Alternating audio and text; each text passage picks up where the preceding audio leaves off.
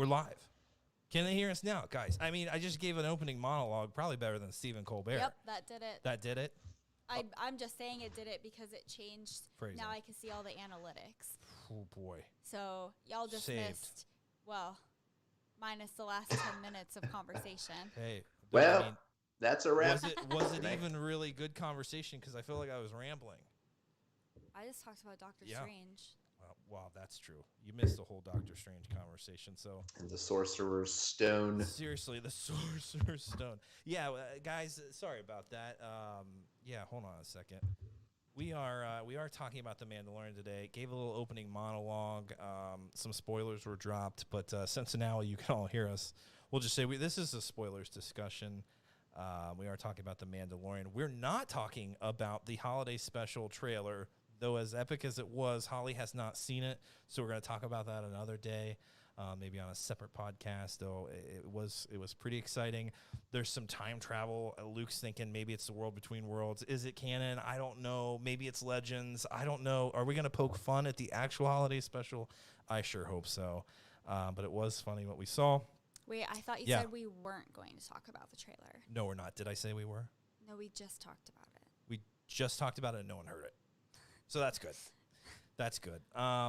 Boy, yeah, I'm sweating because guys had some technical issues beforehand. Obviously, you couldn't hear us, so there were some issues. But we are talking about The Mandalorian. We've all seen it here. I hope you've seen it. We will be dropping some spoilers. Guys, I know it's a tough time in our country, in the States. It's a tough time in the world. And as I mentioned in my opening monologue, which none of you heard apparently, I didn't need Lucasfilm adding to my stresses, just showing thousands of spiders on my television. I'm afraid of spiders. I hate spiders. Holly, big fan of spiders. No. Big fan of this episode. But it was traumatic. I didn't need that extra stress in my life. Everything's just kind of stressful as is. So I go to Star Wars for an escape. Okay, I could have done without this episode. I'm gonna come in hot. Not my favorite episode, Holly. I'd like to hear your thoughts on it. Oh, I have a lot big of thoughts. Fan. No, I mean, if I'm comparing this episode to last episode, this episode was a bajillion times better. Yeah, it was for me personally. Okay, it was more interesting. Really? I think so. I saw a lot of people being like, we don't need any more side quests. Yes, we do. Yeah, so Holly still hasn't learned about the slamming the desk in the podcast, but that's okay. It's just for emphasis. Oh, absolutely. I'm gonna pad your arms with pillows. You're going to put me in a straitjacket like that one guy on The Bachelorette? Yeah, that actually probably is a great idea. Yeah. No, it's not. No one else watches The Bachelorette but us. Yeah. No. What you're saying. I liked this episode. I think that it kind of showed us where the relationship between Din Djarin and the child was. It kind of shows us how, he does have a little bit more of a heart and he does things for more than just like the money or the outcome, So, and also the fish lady, I really liked her. Wait, is she a fish or is she like a frog? The frog. Yeah. Fish. I mean fish. Frog. They both spawn. It's fine. But the spiders, what the hell? That was bad. The whole time I was like, I don't quite understand where I am. Yeah. And why this is on my TV. Definitely not Ilum. Big spoiler there. Not Ilum. The whole time they're walking through the caves, I'm saying they're going to run into a Wampa. Holly's saying Baby Yoda's going to be looking for crystals. I mean, we were way off. Okay. How did we miss all the eggs in the background? Ew. I don't know. That was disgusting. Okay, just the word eggs is that is a forbidden word for the rest of the night. No one can say it. Yeah. Just kidding. It was like half the freaking episode. Yeah. But I straight up thought, okay, I didn't like the idea of us being on Ilum. Yeah. But if we were going to be on Ilum, then you bet your ass that Baby Yoda better be walking away from the Mando because that Kyber crystal is calling his name. Yeah. And then he started to walk away. And I was like, holy shit. Yeah. This is it. It's happening. And it was actually something of my nightmares. Yeah. Kid's obsessed with eggs. He's obsessed with eggs. He's obsessed with frogs and spiders. He was hungry. He's disgusting. Feed him. We learned a lot about that little guy. But Luke, I'm maybe not the biggest fans of this episode here on this side of the recording. How about you? What did you think? This episode was a Baby Yoda meme generating machine. And I'm just realizing I missed a perfect opportunity for a nice sight gag that would have tied in. I have in my fridge right now a jar of beet pickled hard-boiled eggs. That would have been That would have been good. a great stand-in for a frog egg, Oh, and I could have just been that would have been epic. going to town. Freezing. I liked a lot of the callbacks. This was, like you guys said, like it was a bit of a side quest, but I just sat back and kind of enjoyed it. Yeah. And I'm not in a rush for everything to happen in my ripe old age. You know, I Luke's 33 going on 75. to contrast it with my younger years, I had a countdown calendar above my bed that I made. So every day I woke up for the year before Return of the King came out in theaters, I would cross off a day. Damn. Until it got to December, whatever, 2003. I want to say 17. But no, I'm not counting down the days anymore. We only have so many days, as Seth Davis says. Amen. So, Amen. Let's not rush through them. Amen. So, I was just happy to let this one be a nice, enjoyable little adventure. And like I said, just Baby Yoda, cuteness, hilarity, off the charts. Yeah, I was enjoying everything until we got to the cave. Oh, come on. I was enjoying it so much. I loved the X-Wing little chase. It was epic. And then, the cave ruined everything for me. Oh, Ollie? my God. Okay, the X-Wing chase. Yeah. I made Michael rewind it. I had a moment where I was like, oh, my God, I got super excited. I was like, that's Dave Filoni. Michael's, like, scarfing down a handful of Arby's French fries. Yeah. And he was like, Dave Filoni, I'm offended where? that you're sharing my fast food obsession on Friday nights before we podcast. Curly fries? Oh, boy, yeah, just slamming them. And I can't hear anything when I eat, so that probably was the most jarbled whatever comm that was coming across there. Even Holly was like, what do you say? I was like, I don't know. We're watching The Mandalorian? Like, I had no idea what was happening. And I was like, that was Dave Filoni. One of the pilots is Dave Filoni. Nailed He was it. like, okay, do you want me to go back? Can I have some Arby's sauce? Yeah, I want you to go back. Yeah. And sure enough, it was Dave Filoni. Yeah, that was a good eye. That was fun. Now that you could hear him on the comm, you're like, yeah, that is him. It was what a nice little surprise. That is one of those moments that you want to have like the captions on though, because oh my God, yeah. I still couldn't tell you half of what they said until he said, "We've got a runner." Imagine being me. I can't hear anything. I had that thing cranked, and Chewie's just like, God, please make it stop. Oh yeah, poor Chewie. He's probably deaf now. Oh, absolutely. From the him and soundtrack. I both. Oh my God. So yeah, it was. I had a lot of fun with it. The X-wing chase was epic. What they're able to do, I don't even want to call them lower budget graphics. But, it's not a feature film, but it looked amazing. So it was cool. Once you saw those X-wings lock S-foils, like you were like, okay, shit's going down. So that was cool. And yeah, there was just like Luke said, a lot of Easter eggs, a lot of nuggets. Those spiders looked awfully familiar when they terrorized me, in Jedi Fallen Order. I don't know. Holly, you mentioned some people were talking about that creature.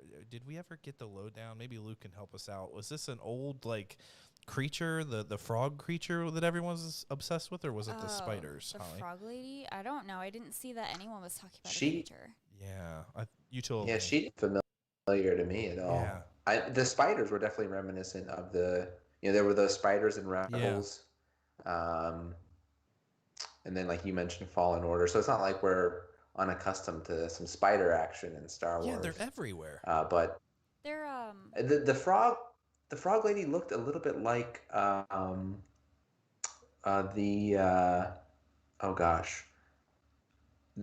folks on Octo. that's what I Yeah. said.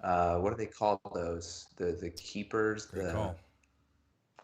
What are they? I can't remember what the term for them Yeah, is. they're the caretakers. The caretakers.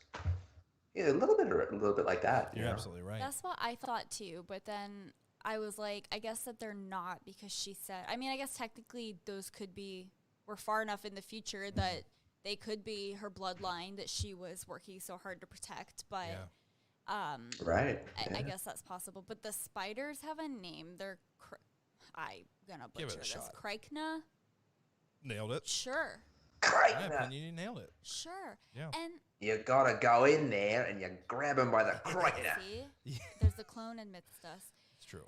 I saw some girl on Twitter, and she actually had like a figure that was one of these, and I was like, so apparently these existed. Like, I don't know. Maybe she made it herself. It looks legit though. It looked like a figure that she purchased somewhere. Interesting. So I don't know if these are things that. Yeah. I don't know. Keep it away from me. Here's the thing. I wouldn't survive in Star Wars because of my fear of spiders. Spiders are everywhere. If I ran into the spiders in Rebels, were there on that whatever planet, it's, Sandy or whatever, I would be dead. We go wherever, Cal Kestis goes. He runs into spiders everywhere. He finds them on in Kashyyyk. He finds them everywhere. I'd be dead there. And then I would move to some ice planet being like, well, I'm obviously safe here. There's not going to be any spiders. And then I'd go into a cave to stay warm, and then I would be dead. Like, there is no safe place in Star Wars. That's unfortunate. Like you go and you might find a wampa. You might find a nest of spiders. Those things were disgusting. It's just like, you're in Star Wars. Yeah. You know better than just like crawling into a dark cave that has a hot spring. Phrasing. Yeah, that sounds great, but like, I don't know. Something's going to be down there. Yeah. You're damn right something's going to be down there, Holly, and it may just jump out and bite you. One thing that struck me, as cute as Baby Yoda has been, I recall Holly and I a couple of times in this episode being like, this little guy's a dick. Like,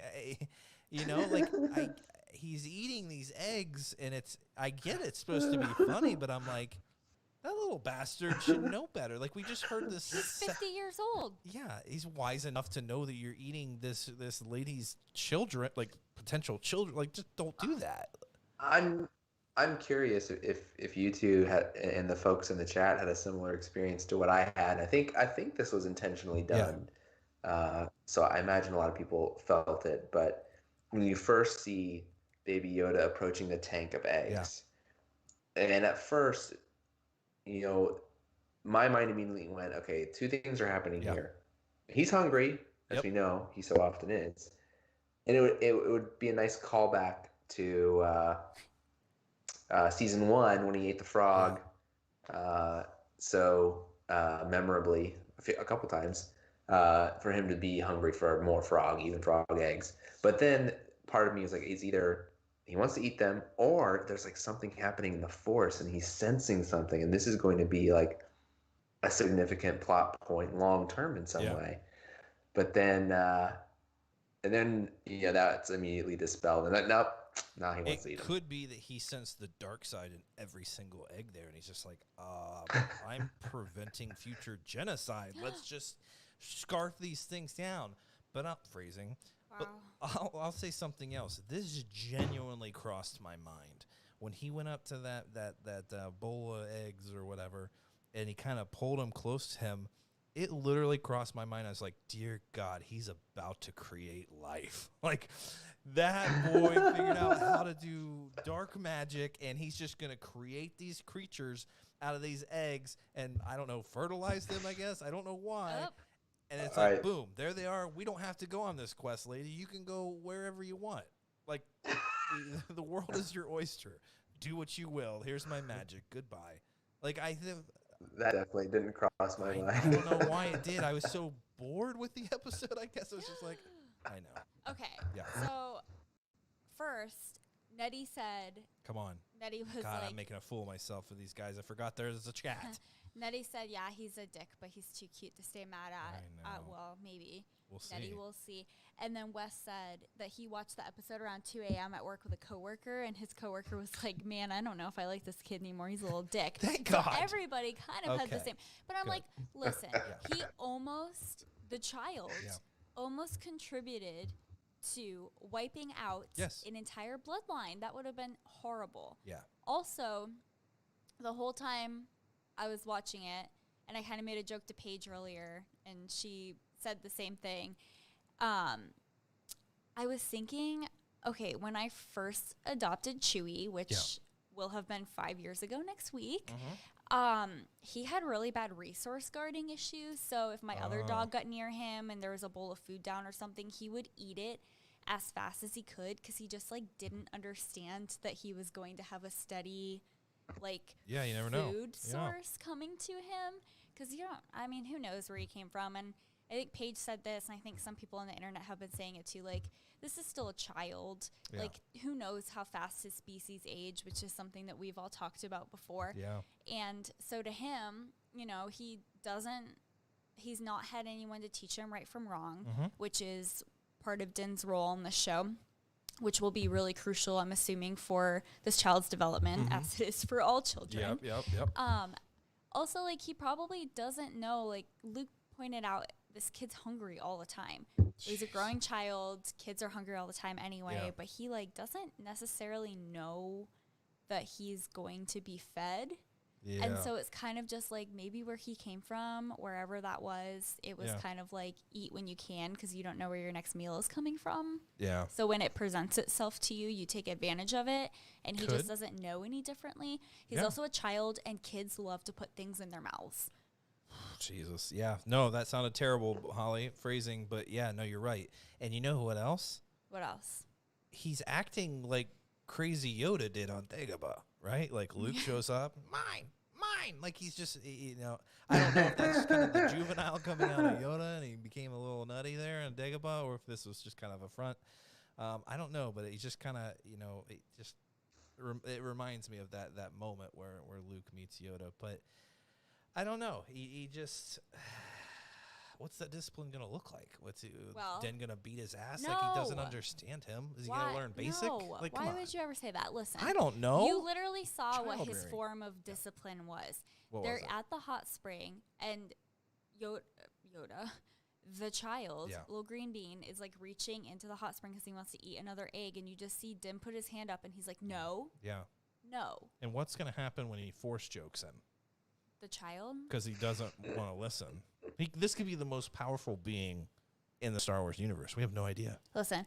I don't think Den's going to be able to handle it. Jory said, yeah, the child's kind of a dick. Yeah. But he just is a kid. As much as you guide children and try to be influential, they'll always have dickish tendencies. At least at first. That's fair. Until they become mass murderers. I think we're missing an opportunity for more sausage quotes. It's all this dick being thrown around.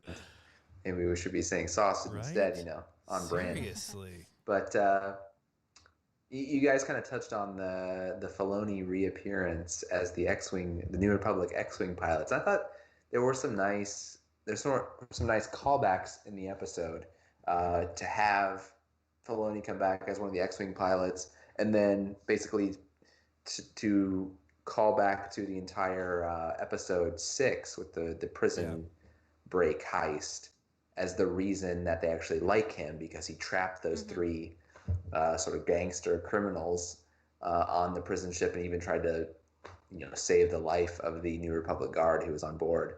So I thought those were some fun callbacks, like, oh yeah, I remember that, and so we'll save you from the monsters and just let you go on your way.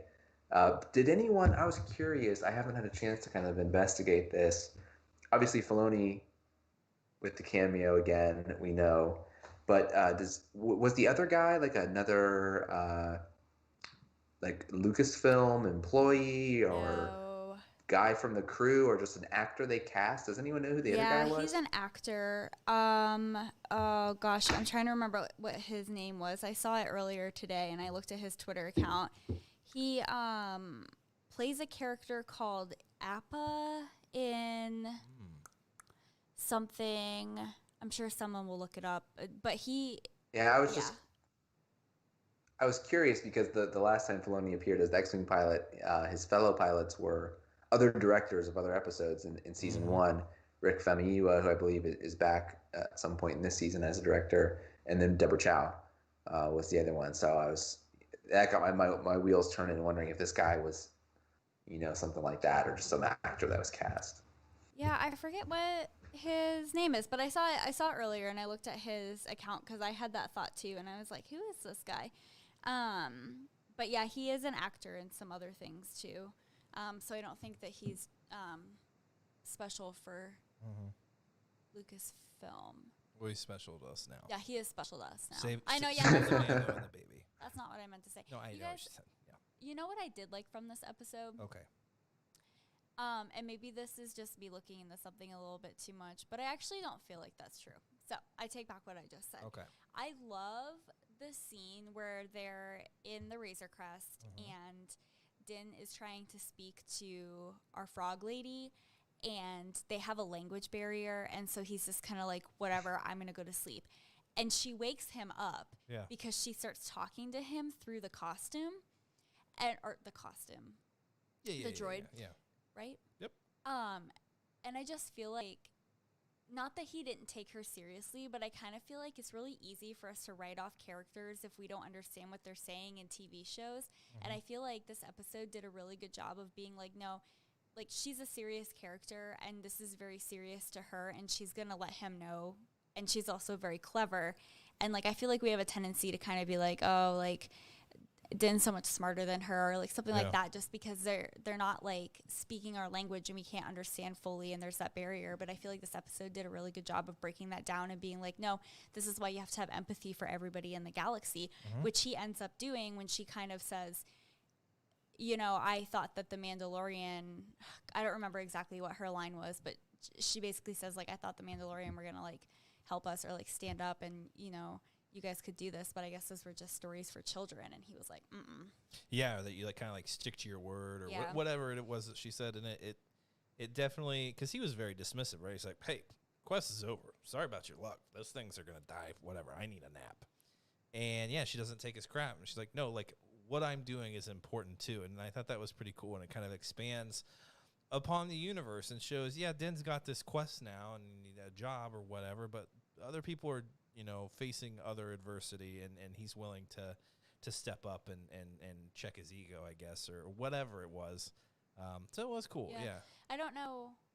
Yeah, I don't know if that struck anybody else, but I kind of thought that kind of changed where the story went and kind of how he looked at his role in like helping other people out. Like, his problems are his problems, but everybody kind of has their own problems. Yeah.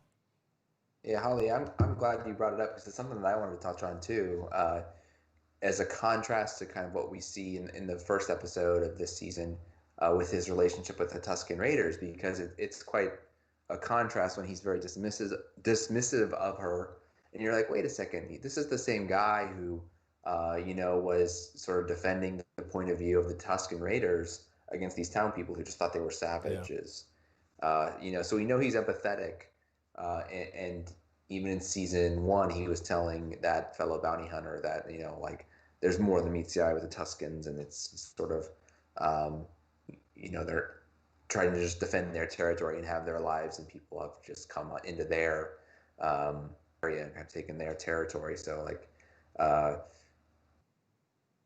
I thought it was surprising then that he's so dismissive of this woman trying to save her species.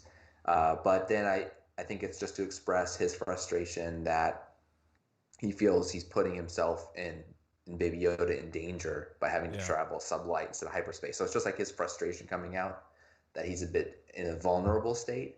And so that's how I like rationalize how it's different from the way he's normally empathetic. And like Holly mentioned, he does kind of turn and eventually realize, like, I did promise to help her, and it is noble to like save this species.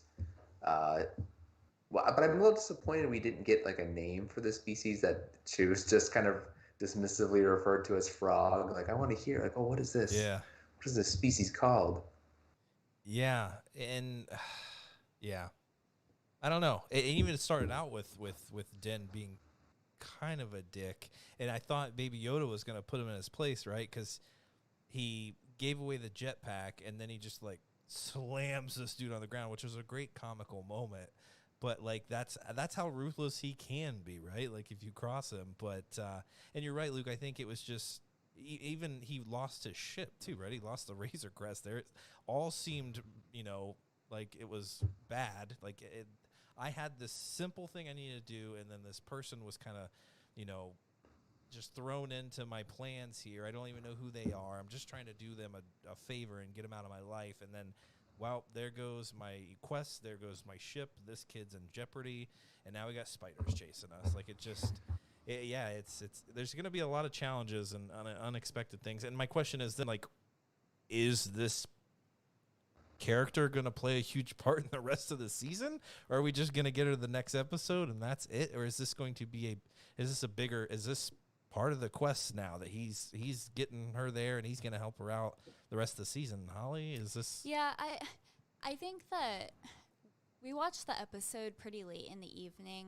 And just briefly, I finally got online and I was looking at just real quick some of the things that people were saying, and I saw that not a lot of people were really like loving this episode for various reasons, and that's fine. But I saw a lot of comments saying, you know, like, I'm so sick of these side quests. Like, get back to, like, the main point of the show. And, yeah, and Luke, yeah, exactly. That was my reaction, too. Like, you misunderstand the message, and you misunderstand, like, what Star Wars is doing, because all of Star Wars is just these heroes side quests. thinking, like, okay, I have tunnel vision right now, and this is what I'm going to do. And then they meet all these people, and they're like, there's more to life and there's more to the galaxy than just what I'm doing. Yeah. And it's important to stop and like take a step back and be like, everything's relative. Yeah. You know, this woman is trying to save her species. Like, that is an important thing. Yeah. You know, so why can't he stop and handle this? You know, Luke and Leia would have done the same thing. Padme would have done the same thing. All of our favorite heroes would have done the same thing, and they do in the movies. And no one complains about their side quests. The comics, those are all side quests, and we love those. This is a TV show. It's not even a movie. It's drawn out for a lot longer than a movie would be. So I feel like the side quests are appropriate, and they're good for character building and development. Well, I think the live action stuff I think we're going to see is going to get a lot more criticism than even like the cartoons, because and those very same people probably think Rebels is one of the greatest Star Wars product of all time.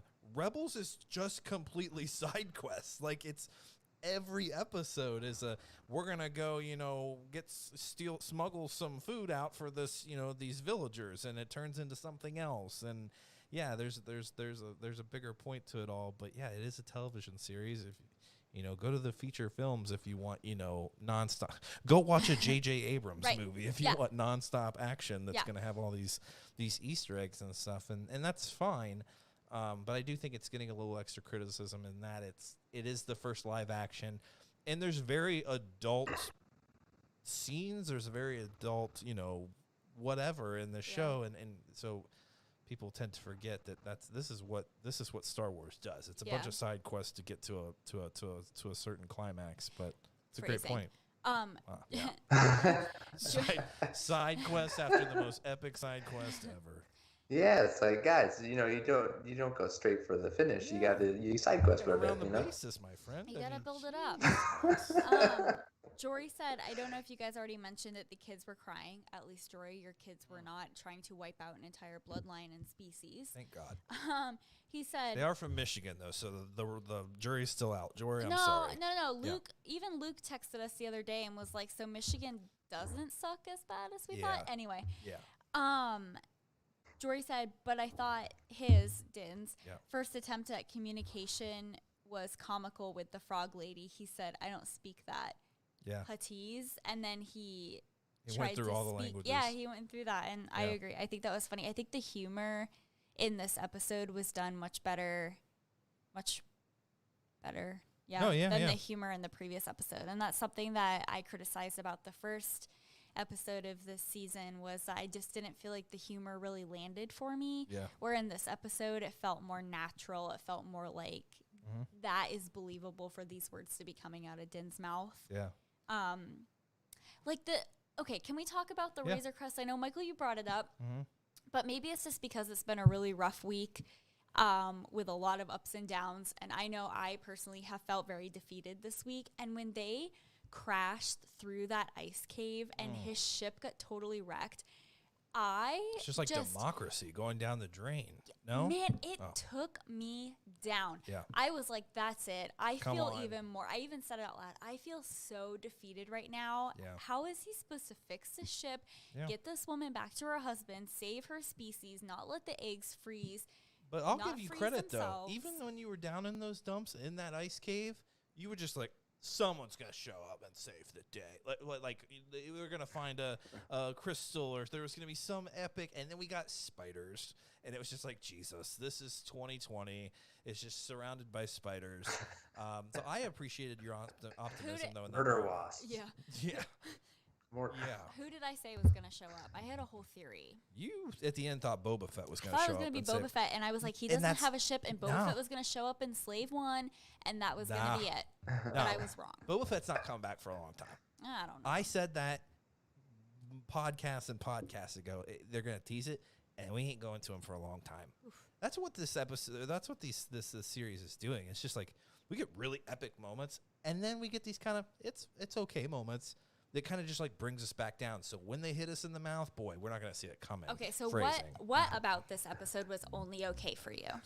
I don't want to sound too much like those fanboys that are like, there's not enough action and lightsabers in this for me, because that's not what it was. It just could have been the Arby's, could have been the indigestion. I don't know. Could have been a little bit of that. I just got the chills. I get distracted. Like, I need to stop doing that. We just work so late and get stuff set up. It's like, let's go get a quick bite. And then it's like, let's eat and watch the show. And I don't do that well.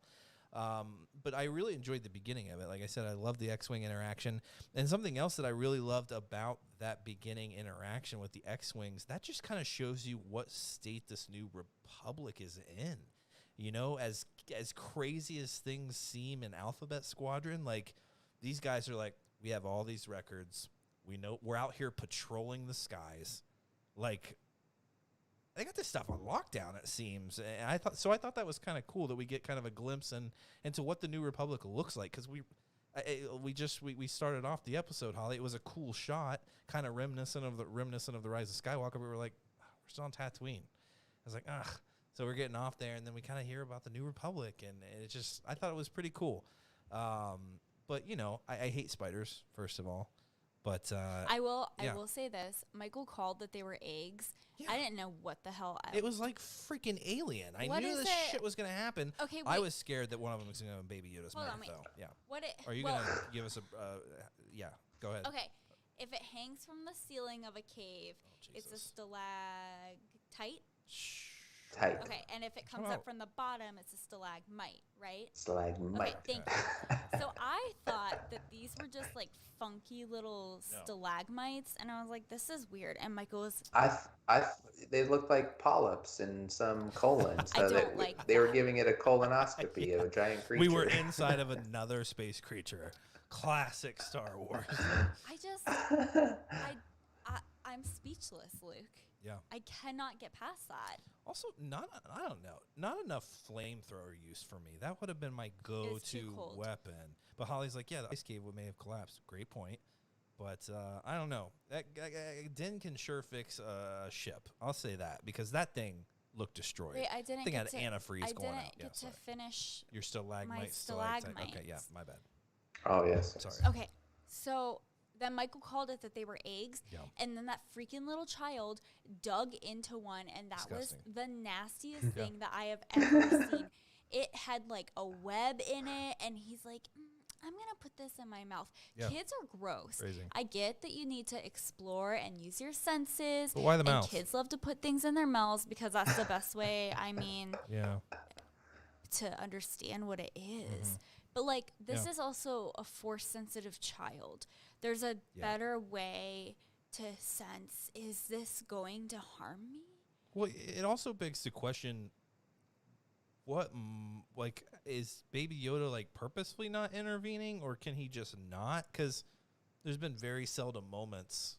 I mean, this moment felt just as threatening as Moff Gideon attacking them. It felt just as threatening as the one-horned creature. The Mudhorn. Yeah. Like, I don't, so is this just, Din's got it, or maybe they were adverse to the Force. Maybe they don't like. Maybe they're not affected. That's a thing in Star Wars. You know, The spiders. there's some creatures that nothing is going to like. They're just not going to be affected by that. Or that's more of a Legends thing, but. Are we giving the child too much credit? We literally call him the child, and then we expect him to save the day instead of the adult in the TV show. Yeah. No, I don't know. Child's been kind of knocked down a couple notches for me in this one. I think everyone feels that way. But I will say this. Do they, though? Because I just heard how cute he was. No, yeah, okay. So Jory said the interactions between the child and Din were the saving points for me in this episode. Honestly, listening to you guys talk about it has made it better for me. I was not a fan at first. See, I thought I was just bringing everyone down, but I'm glad you guys were, you're able to pull out some of these good things. There was good things. Don't get me wrong. It was epic seeing those X-Wings show up at the end because I called it. I was like, they're coming back. They're going to help them out of this. And that was just awesome. You could tell by the laser blasts coming out. I was like, I can recognize this. That's an X-Wing. And you're like, okay, cool. Yeah. So that was cool. I want to know, Luke. Go ahead. Go ahead, Luke.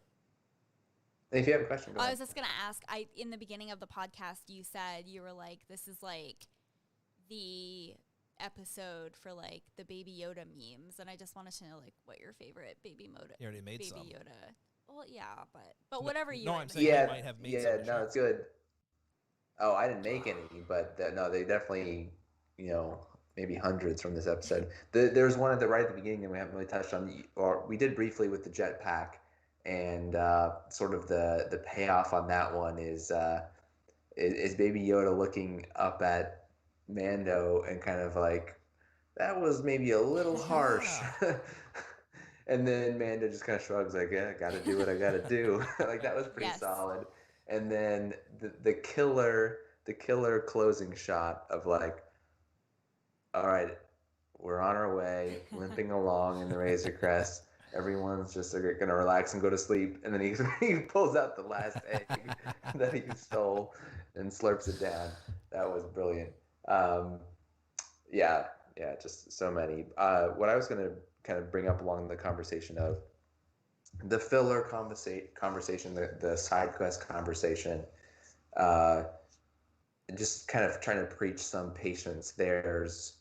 You don't know this early on in the season what connections are going to be made to this episode in subsequent episodes. Like there was a lot of frustration after, the first like 3 episodes of season 1 really drove kind of like the canon stuff, the big plot points forward. And then sort of episodes 4 through 6 seemed like they were just side quests.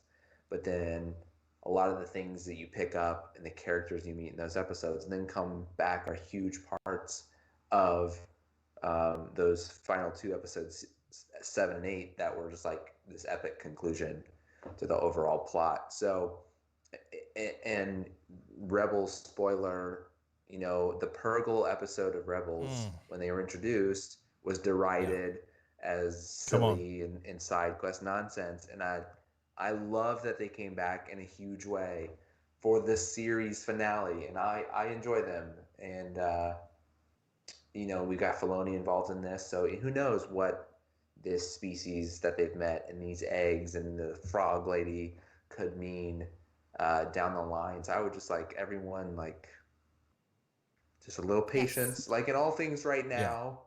Just let the process work itself. That's right. Patience is a virtue. It is. And if you didn't know it, you're learning it now. Preach. They may be the warriors that the Mandalorian needs. Those little frog guys may have a bunch of jetpacks. They may become Mandalorian. Yeah. They may become like Mandalore. Yes. We don't know. We don't know. Little froggy Mandalorians. Maybe. Look, hopping along. I just feel like all the people who are like, I'm so sick of the side quests, like, bro, the whole thing about Star Wars is that no species in the galaxy is insignificant. Like, so if Din has to step in and play a role in preserving someone's bloodline, like, just let it happen. Yeah. Yeah. Now, we are forgetting the disgustingly terrifying ant that was in the cantina. Dr. Mandible. Dr. Mandible. Mandible. Who, Jesus. who It the felt hell? out of place. That guy felt a little out of place for me, but apparently he has some connections. Holly's looking up. That might Yeah. be who I was thinking about earlier, Holly. That Oh, the creature, Dr. maybe Mandible. yeah, Oh, yeah. yeah. People are obsessed with him. Like, Don't know why. Twitter, like, Dr. Mandible was trending. Interesting. Interesting. See, that's what I'm talking about. The Spoilers. Mandalorian director, Peyton Reed, sneaks in an Ant-Man nod with Dr. Mandible. Oh, okay. So I've seen Ant-Man, I think, once. So, like I said, not a Marvel podcast. So, I'm surprised, Holly knew who Ant-Man was. Big Paul Rudd I'm fan. a big Paul Rudd Big Paul fan. Rudd fan. Yeah, yeah. Like, Stop blushing on the podcast. You're ruining the lighting. Maybe yeah. Paul Rudd is a Star Wars fan. We know he's a Star Wars fan. He'll come on the podcast. I think Paul Rudd would actually do really well in Star Wars. For sure. Like, that would be a great... He's could be in that, a great like, series. aloof, like, character, I think that he would... Absolutely. Yeah. If you can have Bill Burr in Star Wars, you can have Paul Rudd. I just... yeah, it'd be fantastic. Yeah, I'm but down. no, I don't know. Is Peyton Reed, did Peyton Reed direct this episode? Yeah. This one. Oh, Yep. well then that makes Yes. sense. Yeah. I get it. Little nod to That's the why Marvel Twitter universe. was obsessed with Dr. Mandible. Twitter's obsessed with a lot of things, Holly. That's true. That's true.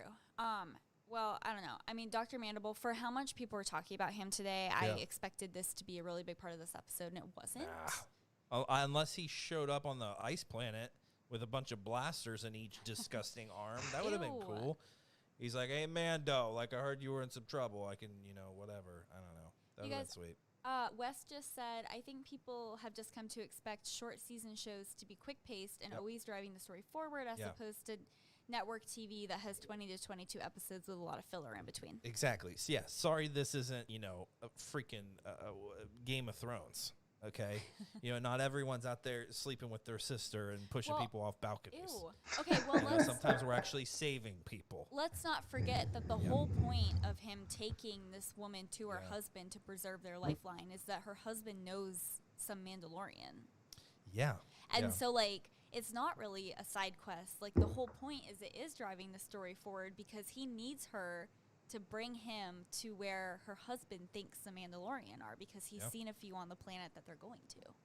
Which they have to be real Mandalorians now, or the ones we saw earlier, right? Because now we know Boba Fett doesn't have the armor, so it's like it's got to be. Cobb Vanth was a fraud. Yeah, really enjoyed Cobb Vanth. That was a nice little nod. Yeah. Yeah, go ahead. I thought those pirates in the beginning of the episode that like tripped him, they like clotheslined him off his speeder. Yeah. I thought that guy was gonna want all of the Mandalorian armor because I they did like too. panned to his helmet when he was like speaking his gibberish, whatever, and then he just gave him the jetpack. Well, did you guys catch that one of those pirates or whatever they were? To me, they seem like bounty hunters. I thought I heard one of them say the child. Yeah, he did. He That's did. why I thought they were bounty hunters and they were going after him intentionally, which they might have been, but then, like, why Dude did ran that guy off just really see something shiny and he was like, I want that instead? I don't know. Maybe. It's like, Yeah, I wasn't sure if they were really bounty hunters. I thought they were just sort of a criminal gang preying on passersby. I didn't like. They make such a big deal usually about, at least in season 1, about the bounty hunters that were hunting the child. They always showed that they were carrying one of the fobs. Yep. It's true. And we didn't see that image, so I didn't immediately draw that connection. Or it seemed to me like they weren't trying to make it so obvious that these were people directly hunting the child. It seemed to me like maybe they were just kind of opportunist thugs saying, "Oh, here comes somebody. Let's rob him. Break his speeder, rob him, whatever." But maybe I didn't catch any dialogue between them either. So. Yeah, I don't speak Huttese. Or any of the other. What's interesting about that moment, though, when he asked, hey, do you speak any of these other languages or whatever? And nothing. It's interesting because in the prior episode, we looked at, his interactions like we talked about with the Tusken Raiders and how cultured he really does seem. And then it's like, well, you haven't run across this lady, That was just, I don't know, it's pretty interesting. But what else about this episode? Is there anything that we're missing? I mean, Holly? Look, I'm still stuck on the fact that The Razor Crest was totally destroyed. Like, he landed it like the Millennium Falcon, and then that thing was done for. And that was, like, the true piece of junk in the galaxy. I think we can all agree on that. True. And then suddenly it has this 20-ton spider on top of it, and he's still able to fly it out of there. Yeah, I don't know, Holly. I don't know. It's Star Wars. I know, but I just can't believe how fast these people can fix their ships. Yeah, that doesn't make sense. You're absolutely right. There's no way you would fix it there. No way. It's just so crazy to me, and I don't know why. I got really hung up in this episode on like the state of the ship. I was literally frantic, and I was like, "How are they getting out of here?" It just felt so hopeless. Sometimes that's what Star Wars is. Holly. It just seems so hopeless, and then you miraculously fly your ship right out of a cave. I don't know, but it was okay. It was all right. It was fine. I looked forward to it. I had fun with it. Is there anything else in the chat? I can't really see the chat. Anyone else have any thoughts about the episode? Jory said that he agrees that the canyon scenes with the spiders was off-putting. Yeah, it was. I think that's a good way to describe it. Yeah. Okay, also, you guys know how I have like a thing about like just killing the creatures in Star Wars? Those ones should die. Well, I don't even kill spiders when they're in the house. Michael can attest to this. I just take them outside. I won't kill them. You're very kind, Except for the one that got flushed down the toilet, but that's a different. That spider was like as big as sea spiders on the Mandalorian tonight. It was disgusting. Anyway, but he was blasting that big. He was like blowing up that big spider, and I was like, "Yeah, get him, Din." They also dissipated. Like those things just right. One blast gone. God, usually pretty easy to kill. Usually, it's like these big beasts, and they're like the last of their kind. And Star Wars is like, it would be really fun if we made them go extinct, and we had the Jedi do it. Well, this time, let's be honest. Those things aren't going extinct. There were billions of eggs in that one little cave. That thing ain't going away for a long time. So I think they're good, and they all kind of seem to hatch very quickly and all at the same time. If the child is like so obsessed with eating eggs, then why didn't he fight the Jawas for the Suka? He would have got lost in that egg. I don't know. Well, he was tapped out from his intervention with the mudhorn. That's true. At that Lost point, an appetite. Maybe he didn't have one then. Maybe he's just growing at a rapid pace and he has to consume all the time. It's like they hit an age and then they have a massive growth spurt. Yeah, like your typical teenager. The funny thing was, though, he had one of those little tins of food, looked like what Luke was eating on Dagobah, and he just kind of looked at it like, what the hell is this shit? And he looks at the eggs, just like, he's like salivating pretty much. That was funny. That was really funny. That moment at the end that Luke brought up where he's like sitting in Din's lap and they're like taking off and the show's about to end and he like pops that one egg out and he just like puts it right in his mouth. I was like, you little asshole. It's similar to I don't know how many people watch oh God. Holly, Chris Pratt, remind me, Guardians of the Galaxy. Oh, yeah. That's a popular one. Remember when Groot gets blown to hell and he is a little baby Groot and he grows up and he's a little asshole? I feel like that's where we're at with Baby Yoda. He's just annoying. I'm like, you're losing your touch. It's those teenagers, man. He needs to come back or grow up. One or the other. I don't know. Yeah, tell that baby to grow up. Yeah, somebody needs to. Obviously, there's no discipline going on in this relationship. So somebody's going to have to. There's no Quill to kind of step in and say, what the hell are you doing? Yeah, I know. R.I.P. Maybe he'll come back as a Force Ghost. We don't know. That'd be pretty baller. That'd be pretty epic. Yeah, well, what else? I feel bad. I don't want to feel like we're not giving the episode justice, but I mean, it's just okay. Well, there's not a lot to sink your teeth in compared to the first episode where we got the Cobb Vanth reveal and the Boba Fett reveal. Like I said, but then we don't know what the implications of some of these things are down the road, so it's just hard to talk about it now. And I get what Wes was saying about knowing the seasons are relatively short compared to Rebels, which did have our Clone Wars, which had 20 episodes a season in some cases. Also shorter shows with only like 20 minutes or so. But I do understand that feeling, but I feel like we should be conditioned by season 1 to understand what the pace of this thing is going to be. So like people shouldn't be like shocked and surprised that after like pretty wild. Episode 1, where this reveal, oh man, Cobb Vanth, oh man, Yeah. Boba Fett's still alive. That it didn't just like keep at that pace and like exponentially take off. This next episode is like, we're not giving you big juicy canon bits. We're just gonna have this adventure. He's gonna meet a new person along his path and interact with them, and then maybe down the line there'll be a connection here. So, like, I understand what people's desires are, but just like you should know what this show is and what the pacing is like, and that you get this element introduced in an early episode, and then it comes back 4 episodes later. So like, Boba Fett might not be back till episode 5, and we just can't.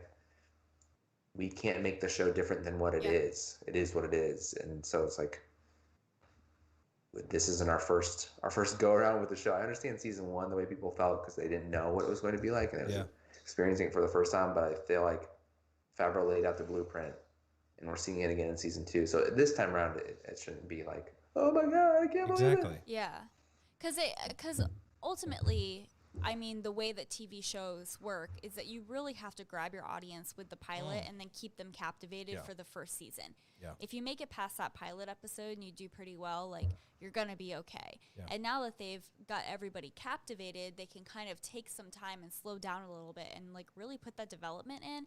And like Luke said earlier, trust the process. You know, like, these directors and producers know what they're doing. They know Star Wars. They're fans of Star Wars.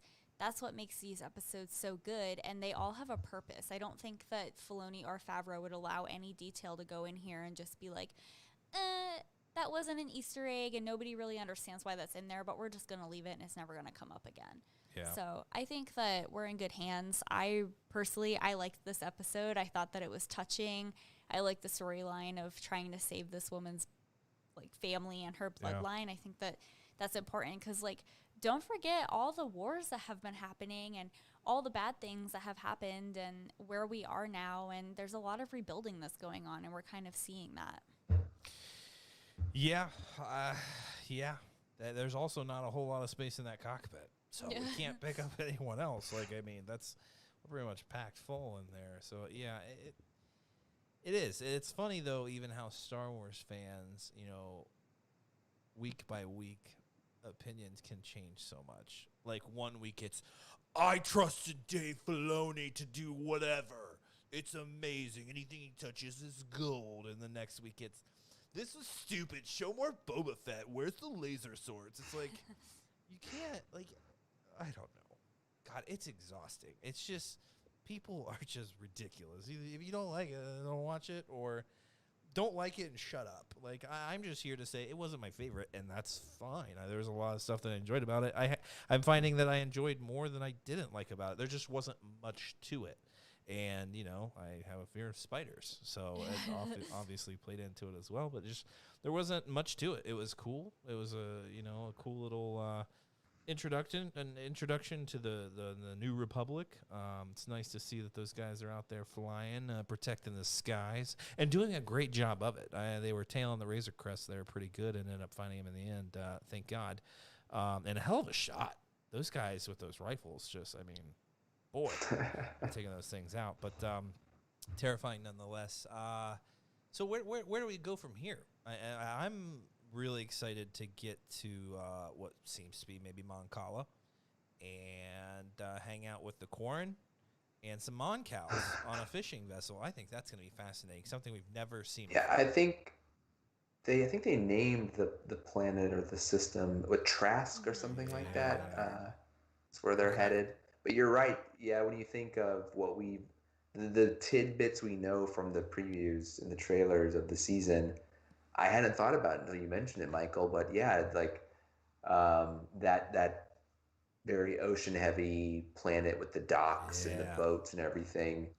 That would make sense for this species that apparently, obviously is aquatic in nature, amphibious in nature. It seems that would line up. That'd be sick. So yeah, I bet you're right that's what we're going to see when they get to the destination. That it's that planet. That would make sense to me. So that's I like that you pointed that out. So now my mind can start thinking about that and the hooded character we saw. That there's the Sabine speculation around and everything. That that would line up with I saw Mando's Sabine.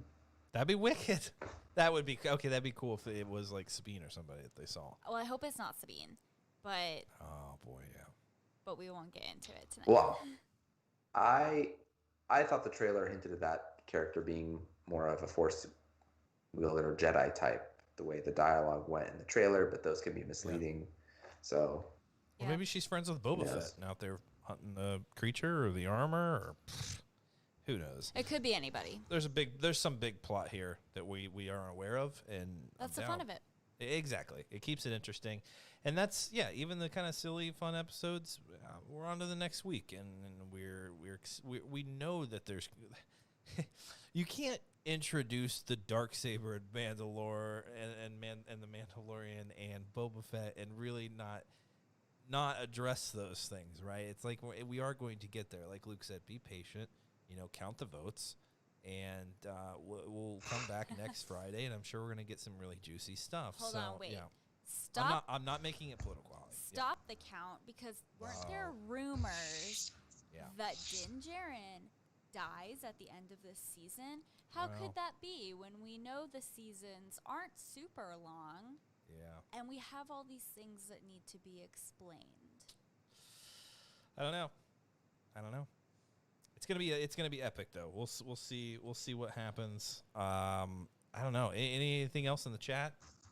Guys are just like, it was an okay episode. Yeah, I think the consensus seems to be it wasn't everyone's favorite episode. We're looking forward to the next one. That's how I felt last week, so I get it. Yeah, and we're going to watch the freaking holiday special trailer, because it was hysterical.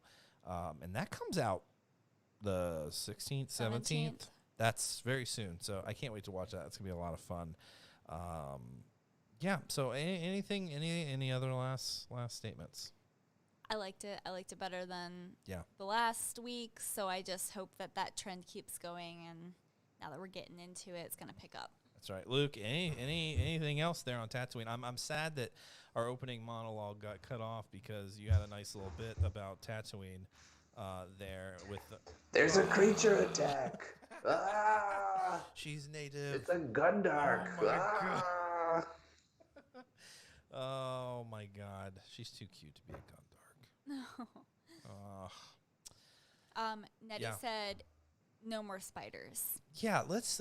We've had so many spiders. Like I know everyone talked about them in Legends. Like, I wonder if we'll ever get spiders, and now it's just like spiders galore. Like, I don't get them out of there. We had right, and I'm like, we deal with them every day in our lives. Can we not? The swarms of spiders. Yeah. We see them in The Hobbit. Yes. We see them in Lord of the Rings. It's getting kind of old, right? We see them in Harry Potter. Yeah. Ooh, we know they've got a bunch of legs and they shoot web. Now we see them in. They Star actually Wars. shot web. Oh yeah. That was like a Spider-Man move. It wasn't even like I'm making a web. It was they shot at him with their goo, and it was a spider web, not goo. Was it? Yeah. And also, I guess that means that they're pretty intelligent if they're like, nah, we're going after that hand holding the blaster. Oh, yeah, they're not dumb. Yeah, they're definitely not dumb. But, yeah, guys, it was fun. I'm looking forward to more. Just not much to talk about. We'll probably actually, I don't know. I was thinking of just making this a podcast episode, but, we might talk about some more Star Wars stuff. There's more to talk about out there. So, we'll see what happens, guys. This weekend may be a new podcast episode on Monday, or we'll make this a podcast. I'm not really sure yet. It's been a long week. Yes. It's been, an exhausting week. So I hope y'all are staying safe out there. We're still in a pandemic, so don't forget to take care of yourself and your loved ones. And yeah, everything's going to be good. Star Wars is going to be great. And I can't wait to enjoy more of it. But guys, that does it for us. For Luke, Holly, and myself, we appreciate you showing up. As kind of blah as that episode was, I appreciate you coming to chat it up with us. And we will see you guys next time. May the Force be with you.